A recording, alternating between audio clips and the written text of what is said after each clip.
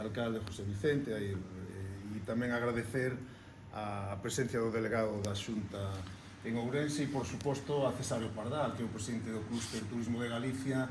co que traballamos conxuntamente en prácticamente todas as iniciativas que ponemos en marcha e, neste caso, nomeadamente no enoturismo. Hai unha importante aposta por desenvolver o enoturismo e penso que esta iniciativa, esta actuación na adega Joaquín Rebolledo, pois é un exemplo, por unha parte, de bo uso dos fondos Next Generation e, por outra, de ver con perspectiva o desenvolvemento do enoturismo. Me gusta decir que prácticamente en breve vai ser máis rendible levar a cabo accións de enoturismo con visitantes que están dispostos a pagar por experiencias que a veces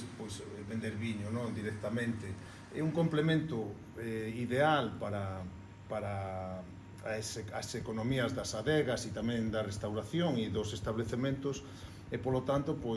desde a Xunta de Galicia, desde a Axencia de Turismo de Galicia, a través dos fondos Next Generation dedicamos unha liña especial ao enoturismo. Por unha parte, a través dos PSTDs, en Valdeorras existe un, que é o de a ruta do viño milenaria, que consta de 1,5 millón de euros de investimento, pero tamén a través de axudas directas a adegas de establecementos turísticos para que se introduzcan no enoturismo como fonte importante para atraer visitantes ao territorio e tamén como unha fonte complementaria de ingresos. Nese sentido,